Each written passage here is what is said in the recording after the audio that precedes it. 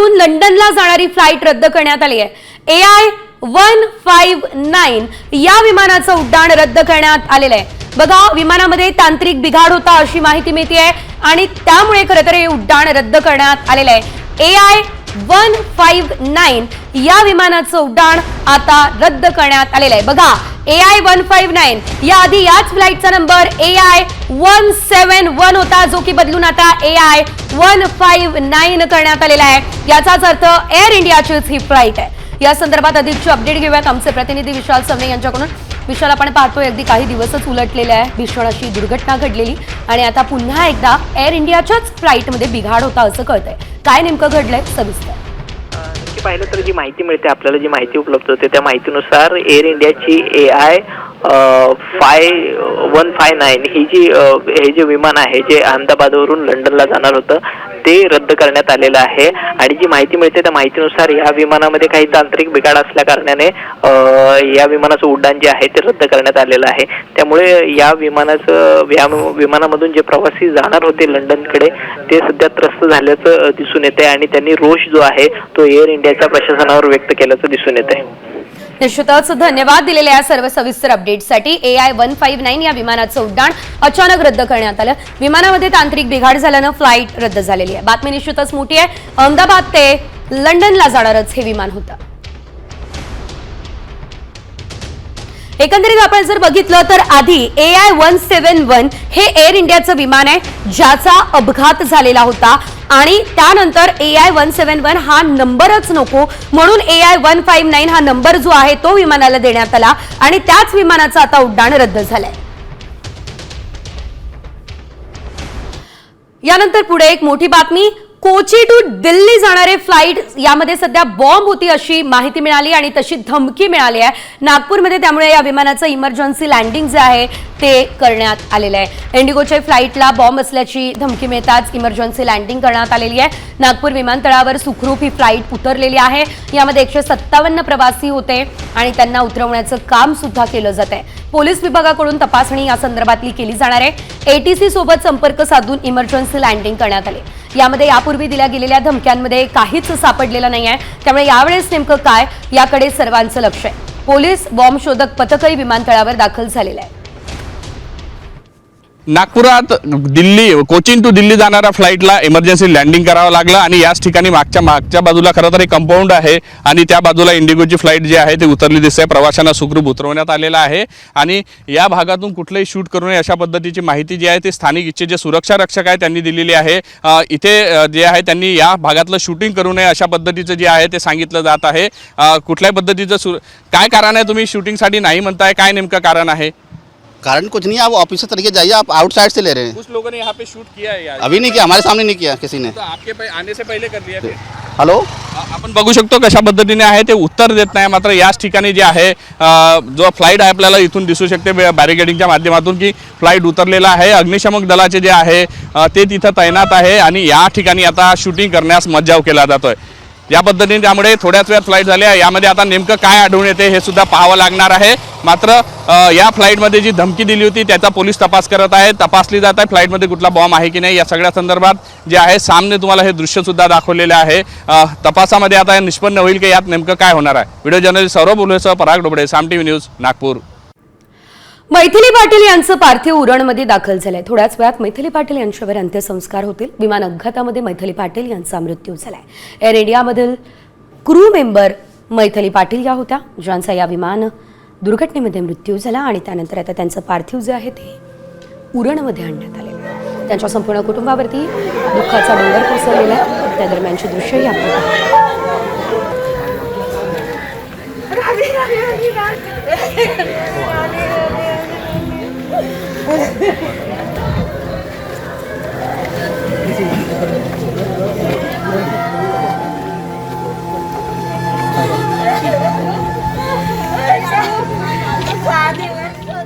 Air इंडियाचे मुख्य वैमानिक सुमित सबरवाल यांच्यावर अंत्यसंस्कार झालेले आहेत। मुंबईच्या पवई या ठिकाणी सबरवाल यांच्यावर अंत्यसंस्कार करण्यात आलेले आहेत। मुलाला निरोप देताना सबरवाल यांच्या वडिलांना अश्रू अनावर झाले। अहमदाबाद विमान अपघातामध्ये सुमित सबरवाल यांचा दुर्दैवी मृत्यू झाला। संपूर्ण कुटुंबावरती दुःखाचा डोंगर कोसळला। आणि आता आज त्यांच्या पार्थिवावरती अंत्यसंस्कार करण्यात आले.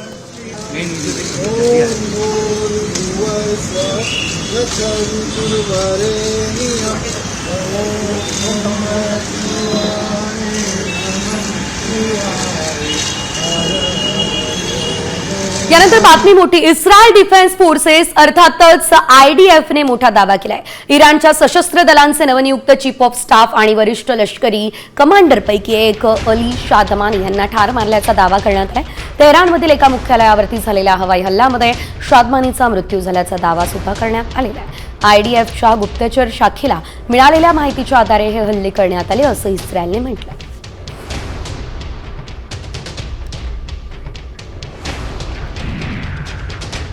इराण आणि इस्रायलमधील लष्करी संघर्ष शिगेला गेलाय. इस्रायलने आतापर्यंत इराणची राजधानी असलेल्या तेहरानसह देशातील महत्त्वाचे लष्करी तळ आणि आस्थापना नष्ट केली. मात्र इराणकडून देखील इस्रायलच्या हल्ल्यामध्ये तोड उत्तर दिलं जातं. इराणकडून इस्रायलची राजधानी असलेल्या तेल अवीव शहरावरती सातत्यानं क्षेपणास्त्रांचा मारा सुरू आहे. इस्रायलचं जगविख्यात आयर्न डोम हे सुरक्षा कवच भेदून इराणची अनेक क्षेपणास्त्र अचूक लक्ष्यावर जाऊन आदळलेली आहे. इराणच्या रिव्हॉल्युशनरी गार्डकडून आयर्न डोम प्रणाली भेदण्यासाठी नव्या तंत्राचा वापर देखील करण्यात आला असं कळतंय, तसं सांगितलं जातंय. आतापर्यंत इस्रायलनं अनेकदा आपल्या आयर्न डोम प्रणालीचा मोठा गवगवा केलाय. मात्र या हल्ल्यानंतर झालेलं नुकसान पाहता आयर्न डोम प्रणाली 100% सुरक्षित नाही हेच दिसतंय.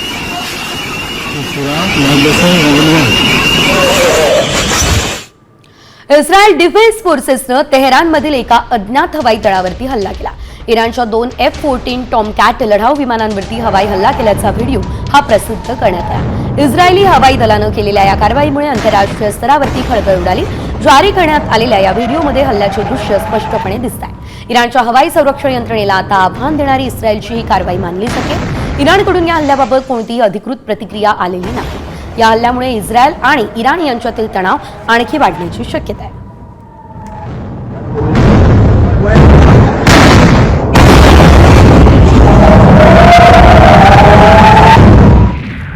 तर इराणमध्ये सुमारे 10,000 भारतीय नागरिक जे आहेत ते अडकलेले आहेत. बघा, इस्रायल सोबत झालेल्या संघर्षामुळे ही परिस्थिती निर्माण झालेली आहे. इराणमधले सर्व विमानतळ बंद करण्यात आलेत. इराण आणि इस्रायलमधील संघर्ष 4थ्या दिवशीही सुरू आहे. सोमवारी इराणने सर्व परदेशी नागरिकांना देश सोडण्यास सांगितलं, तर इस्रायलने इराणमध्ये केलेल्या हल्ल्यांदरम्यान भारतीय दूतावास विद्यार्थ्यांना सुरक्षित ठिकाणी हलवण्यासाठी काम करत आहे. शिवाय इतर अनेक मार्गांचा देखील शोध घेतला जातोय. इराणमध्ये सुमारे 10,000 भारतीय, ज्यामध्ये सर्वात मोठी संख्या ही विद्यार्थ्यांची आहे. इराणने इस्रायलवरती सर्वात मोठा हल्ला केला. यामध्ये 8 नागरिकांचा मृत्यू झाला, तर बॅलिस्टिक मिसाईल डागल्या गेलेल्या आहेत.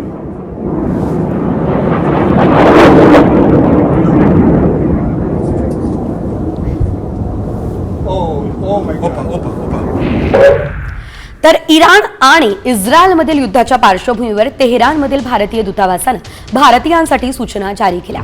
तर भारतीयांना दूतावासाच्या संपर्कात राहण्याचा सल्ला दूतावासानं दिला. तेहरान तातडीने सोडण्याच्या आणि सुरक्षित ठिकाणी जाण्याच्या सूचना दूतावासानं दिल्या. शिवाय भारतीयांसाठी हेल्पलाईन नंबर्सही जारी करण्यात आले.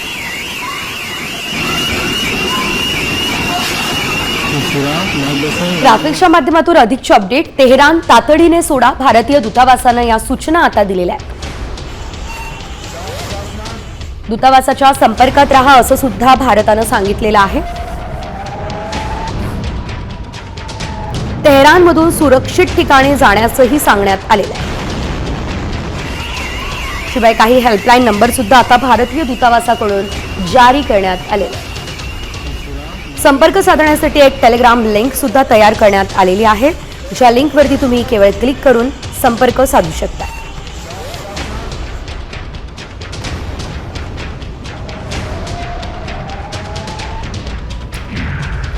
तर अमेरिकेचे राष्ट्राध्यक्ष डोनाल्ड ट्रम्प यांनी देखील इराणी नागरिकांना तेहरान सोडण्याचा इशारा दिला. बघा, भारतीय दूतावासानं सुद्धा सूचना दिल्या आहेत आणि आता अमेरिकेनेही इस्रायल आणि इराणमधील युद्ध भडकलंय. इराणची राजधानी तेहरान स्फोटांनी हादरली आहे. दरम्यान इराणने अमेरिकेसोबत अणु करारावर स्वाक्षरी करायला हवी होती असं ट्रम्प म्हणाले. इराणकडे अण्वस्त्र असू शकत नाही असंही ट्रम्प यांनी सांगितलं.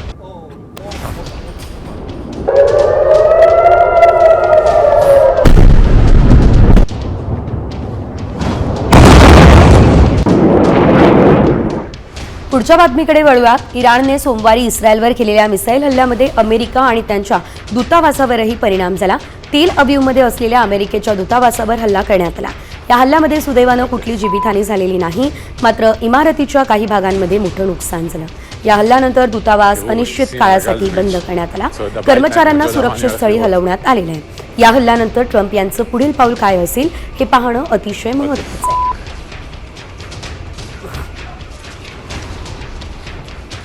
תראו, רסיסים על הגלזביץ', אני צועד הביתה, אני עוד לא יודע מה אני הולך לראות. तर इस्रायलने आता थेट इराणचे सर्वोच्च नेते अली खोमेनी यांच्या हत्येचा प्लॅन आखलाय. मात्र खोमेनींच्या मदतीला थेट अमेरिका धावलाय. डोनाल्ड ट्रम्प यांनी खोमेनींची हत्या कशी रोखली पाहूयात या खास रिपोर्टच्या माध्यमातून.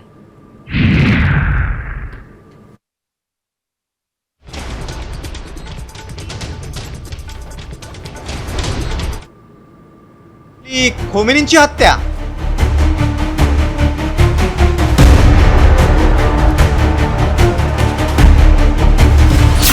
नेत्यानाहू ट्रम्पचा आदेश धुडकावणार.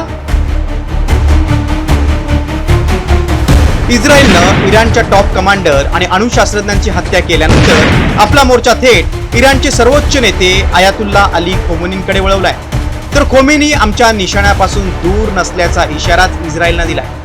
मात्र अमेरिकेचे राष्ट्राध्यक्ष डोनाल्ड ट्रम्प यांनी खोमेनींची हत्या रोखल्याची माहिती समोर आली.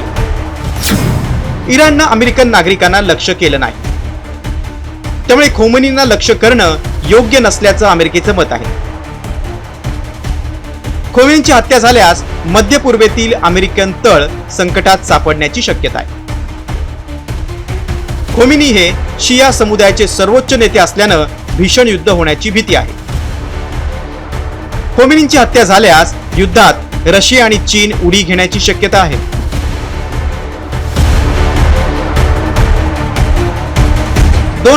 मध्ये इस्रायल विरुद्ध पॅलेस्टाईन संघर्ष पेटला. त्या दरम्यानच इराणचे राष्ट्रपती इब्राहिम रईसींची हत्या झाली होती. त्यावेळी हत्येमागे इस्रायल असल्याचा आरोप खोमेनींनी केला होता. त्याचा बदला घेण्यासाठी इराणनं इस्रायलवर जोरदार हल्ले करत युद्धात एंट्री केली. त्यानंतर इराण विरुद्ध इस्रायलमधील विस्तव काही जात नव्हता. त्यातच अचानक इस्रायलनं इराणची राजधानी दामस्कससह इराणच्या अणुकेंद्रांवर हल्ला करून युद्धाचं रणशिंग फुंकलं. एवढंच नाही तर मोसादनं इराणचे 13 टॉप कमांडर आणि अणुशास्त्रज्ञांची हत्या केल्याचं समोर आलंय. त्याला इराणनं तैल अवीवसह इस्रायलवर हल्ले करून उत्तर दिलंय. त्यामुळे मध्यपूर्व युद्धाच्या आगीत बेचिराग होण्याच्या मार्गावर असतानाच इस्रायलचे पंतप्रधान बेंजामिन नेत्यानाहूंनी ट्रम्प यांच्या हत्येचा इराण कट रचत असल्याचा आरोप केलाय. एवढंच नाही तर इस्रायलनं आता इराणच्या सर्वोच्च नेत्याची हत्या करण्याचा इशारा दिलाय. ट्रम्प यांनी खोमेनींची हत्या न करण्याबाबत इस्रायलला सूचना दिली आहे. मात्र नेत्यानाहू ट्रम्प यांचा आदेश मानणार की खोमेनींची हत्या करून जगाला युद्धाच्या भीषण खाईत लोटणार, याकडे सगळ्यांचं लक्ष लागलंय. ब्युरो रिपोर्ट, साम टीव्ही न्यूज. तर खोमेनींची हत्या तर ट्रम्प यांनी रोखली, मात्र ही युद्धजन्य परिस्थिती सावरण्यामध्ये अमेरिका काय मदत करतं हे बघणं महत्त्वाचं आहे. इस्रायलने इराणियन स्टेट न्यूज चॅनलचं लाईव्ह प्रक्षेपण सुरू असताना हल्ला केलाय. बघा, तेहरानच्या न्यूज चॅनलमध्ये अँकर बातम्या वाचते आणि असं असताना इस्रायलच्या जेट विमानाने थेट मिसाईल टाकला. अचानक या ठिकाणी हल्ला झाला आणि हल्ला झाल्यानं इराण टीव्हीचं प्रक्षेपणच पूर्णतः बंद करण्यात आलं.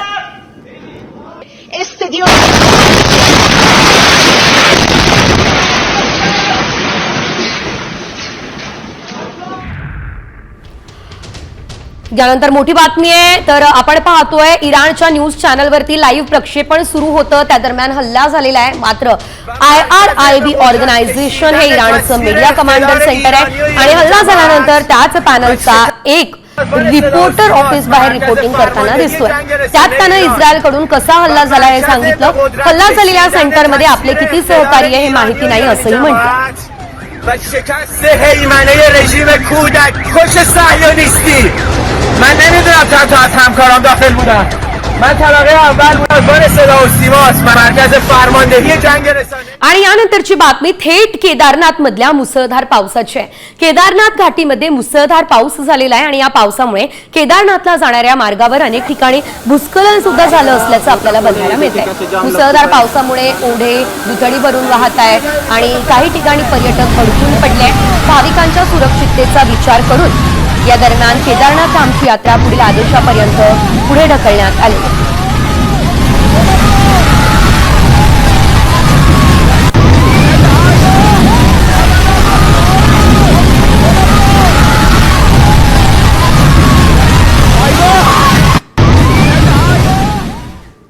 शिवाय दुसरीकडे आपण जर बघितलं तर मुंबई गोवा महामार्गावर संगमेश्वरमध्ये दरड कोसळली आहे. संरक्षक भिंतीसकट दरड थेट रस्त्यावर कोसळली. संगमेश्वरमधील कसबा शास्त्री पुलाजवळील ही घटना आहे. दरड कोसळलेली एक लाईन वाहतुकीसाठी बंद करण्यात आली, त्यामुळे या ठिकाणी वाहतूक कोंडी होतीये.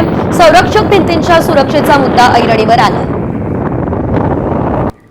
या संदर्भात घटनास्थळावरून आढावा आमचे प्रतिनिधी अमोल कले यांनी घेतला. पाहूया.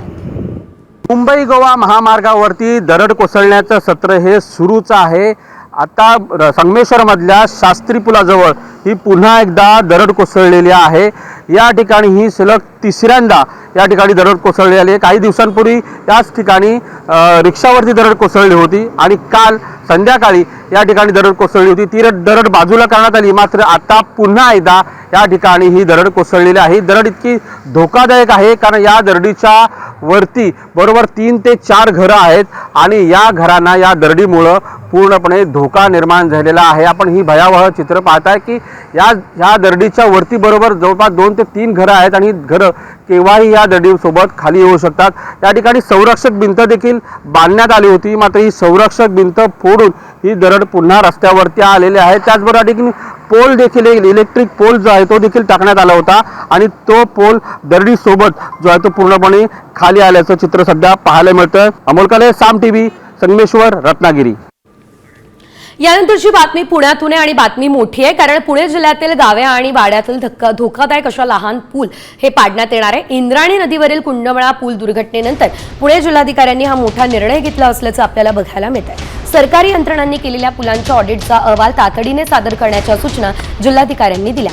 इंद्रायणी नदीवरील लोखंडी पूल पडून 4 जणांचा मृत्यू झाला तर 50हून अधिक जण जखमी झाले. त्यानंतर पुलांच्या सुरक्षेचा मुद्दा ऐरणीवर आला.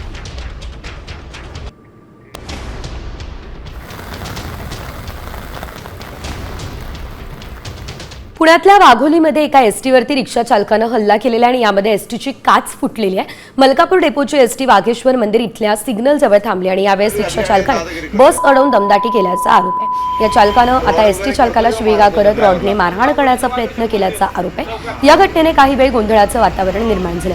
दरम्यान हा रिक्षा चालक मद्यधुंद अवस्थेत होता असा आरोप एसटी मधल्या प्रवाशांनी केला.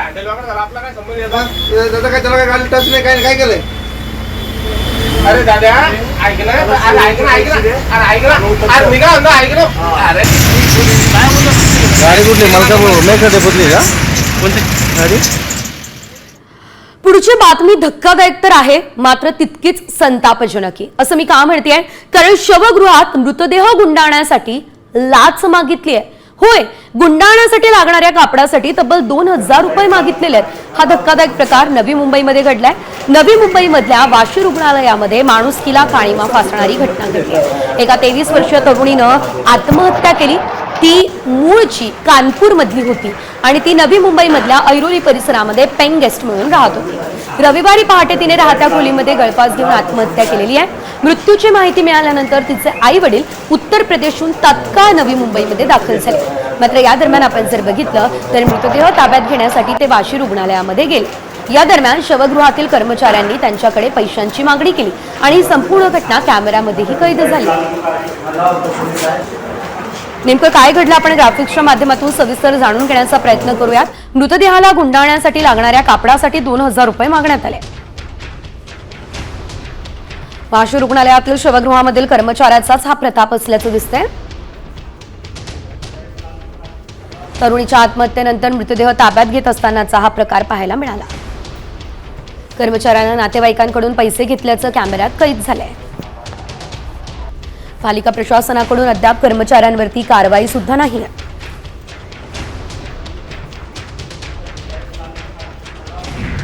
या क्षणाची ब्रेकिंग न्यूज समोर येते, बघूयात. मोसादच्या मुख्यालयावरती इराणनं हल्ला केलाय. बघा, बातमी अतिशय मोठी आहे. मोसादच्या थेट मुख्यालयावरती इराणनं हल्ला केला असल्याचं बघायला मिळत आहे. सध्या इराण आणि इस्रायलमध्ये युद्धजन्य परिस्थिती जी आहे ती निर्माण झालेली आहे आणि आता मोसाद याच्या मुख्यालयावरती हल्ला करण्यात आलेला आहे. एकंदरीत आपण जर बघितलं तर मोसादचं मुख्यालय जे आहे त्यावर हल्ला करण्यात आलेला आहे. यामध्ये मोठ्या प्रमाणात नुकसान सुद्धा झालेलं आहे. बातमी अतिशय मोठी आहे. आपण पाहतोय या ठिकाणी मोसादच्या मुख्यालयावरती थेट इराणनं हल्ला केलेला आहे. इराण आणि इस्रायल यांच्यामध्ये युद्धजन्य परिस्थिती आणि असं असताना मोसादच्या मुख्यालयावर हल्ला करण्यात आला आणि त्या दरम्यानची दृश्य आपण आपल्या टेलिव्हिजन स्क्रीनवर पाहतोय. कशा प्रकारे संपूर्ण परिसरात धूर पसरलाय आपण पाहतोय. या संदर्भात आपल्यासोबत बातचीत करण्यासाठी निवृत्त lieutenant colonel Satish Dhage sir जोडले गेलेले आहेत फोन लाईनवरून. सर, मोसादच्या मुख्यालयावरती इराणनं हल्ला केलेला आहे. सध्याची परिस्थिती आणि हा हल्ला याकडे आपण कसं बघता? नक्कीच महत्वाची घटना आहे. मागच्या 4 दिवसामध्ये आपण पाहतोय हल्ले आणि प्रतिहल्ले होत आहेत. एका बाजूला इस्रायलने जे आहे एकदम मर्मस्थानावर इराणच्या हल्ला त्या ठिकाणी केला आणि त्याच अनुषंगानं त्यांच्या न्यूक्लिअर फॅसिलिटीज असतील, त्याचबरोबर त्यांचे मिलिटरी टार्गेट्स आणि सोबतीला ऑइल रिफायनरीजवर हल्ला त्या ठिकाणी केला. आणि त्याच्या विपरीत जर आपण पाहिलं तर इराणनं सुद्धा जे आहे इस्रायलमध्ये घुसून हल्ले केले. मुळात महत्वाचे मुद्दे या ठिकाणी आपल्याला हे लक्षात घ्यावे लागतील की इराण आणि इस्रायल यांच्या सीमा सटीक नाहीयेत. अगोदर जॉर्डन आणि इराकमध्ये सुद्धा अमेरिकन डिफेन्स सिस्टमच्या माध्यमातून खूप साऱ्या इराणच्या मिसाईल्स आणि ड्रोन्स यांना इंटरसेप्ट केलं जाते. त्यानंतर आयर्न डोम हे त्याला इंटरसेप्ट करते आणि अल्टिमेटली या सगळ्या गोष्टींमधून सुद्धा जर काही ड्रोन्स आणि मिसाईल्स त्या ठिकाणी उरले तर ते जे आहेत इस्रायलमध्ये येऊन हल्ला करतायत. आणि ह्या सगळ्या वेगवेगळ्या प्रकारच्या अडथळ्यांना पार करत जर हे इराणचे मिसाईल, इराणचे ड्रोन इस्रायलच्या तेल अवीव मध्ये किंवा त्याचबरोबर हैफा या बंदरावर किंवा जेरुसलेमवर हल्ला त्या ठिकाणी करत असतील तर हे महत्वाचं आहे. आणि त्यातला आता पुढचा टप्पा म्हणजे सर्वात महत्वाची त्यांची ऑर्गनायझेशन इस्रायलची मोसाद, जी जगामधली टॉपमोस्ट इंटेलिजन्स एजन्सी मानली जाते. इराणमध्ये जे मिलिटरी टार्गेट्सला त्यांनी टार्गेट केलं त्यामध्ये या मोसादचा अत्यंत महत्वाचा रोल होता. आणि याच मोसादच्या हेडक्वार्टरवर जर हल्ला करण्यामध्ये इराणला त्या ठिकाणी यश मिळालं असेल तर एक प्रकारे जे आहे ज्याला आपण खरं तर गुप्त कारवाईच मोसाद करत होतं आणि शत्रूंवरही गुप्तपणे कारवाई करणं हेच मोसादचं काम होतं आणि तिथेच हल्ला झाला. निश्चितच इस्रायलसाठी आपण जर बघितलं तर ही धक्कादायक बाब असेल. धन्यवाद, तुम्ही आमच्यासोबत बातचीत केली त्यासाठी. मोसादच्या मुख्यालयावरती इराणनं हल्ला केलेला आहे. खरं तर मोसाद हे एक गुप्तचर यंत्रणेचं कार्यालय होतं ज्या ठिकाणी इस्रायलच्या सुरक्षेसाठी माहिती गोळा करणं मोसादचं काम आहे आणि तिथेच हा हल्ला झालाय. यानंतर पुढची बातमी मुंबईच्या दहिसरमधून. इंस्टाग्रामवरती महिला आणि मुलींसोबत मैत्री करून त्यांचा लैंगिक छळ करणाऱ्या विकृत आरोपीला दहिसर पोलिसांनी अटक केली. आरोपी मनोज प्रसाद सिंग हा AI तंत्रज्ञानाद्वारे तयार केलेले अश्लील फोटो वापरून मुलींना ब्लॅकमेल करत होता. मुलींना अश्लील संभाषण आणि न्यूड व्हिडिओ कॉल करण्यास भाग पाडायचा. त्याच्या मोबाईलमध्ये पोलिसांना 13,000 मुलींचे फोटो आणि व्हिडिओज सापडले. एका महिलेच्या तक्रारीवरून पोलिसांना गुन्हा दाखल करण्यात आला होता. त्याचा गुन्हा दाखल केल्यानंतर यातील अज्ञात आरोपी यांनी तिच्या इंस्टाग्राम अकाउंटला बोगस इंस्टाग्राम अकाउंट तयार केले व त्याचा ID तयार करून त्यावर अश्लील मेसेज त्याला पाठवत होता. अशा या आरोपीला अटक केली असून त्याची पोलीस रिमांड कस्टडी घेतलेली आहे. या संदर्भातली माहिती आपण जाणून घेणार आहोत ग्राफिक्सच्या माध्यमातून. पाहूयात. AI द्वारे तयार केलेल्या अश्लील फोटोंचा वापर करून मुलींना धमक्या दिल्या जात होत्या. नराधमाला कर्नाटकमधून अटक झालेली आहे. AI द्वारे अश्लील फोटो आणि मुलींचा छळ केला जायचा. मुलींना धमकावून त्यांच्याशी अश्लील संभाषण केलं जायचं. न्यूड व्हिडिओ कॉल किंवा न्यूड फोटो पाठवण्यास सुद्धा भाग पाडलं जायचं आणि यामध्ये तब्बल 13,000 मुली ज्या आहेत त्या बळी पडलेल्या आहेत. आणि या नराधमाच्या फोनमध्ये 13,000 मुलींचे फोटोज सापडलेले आहेत.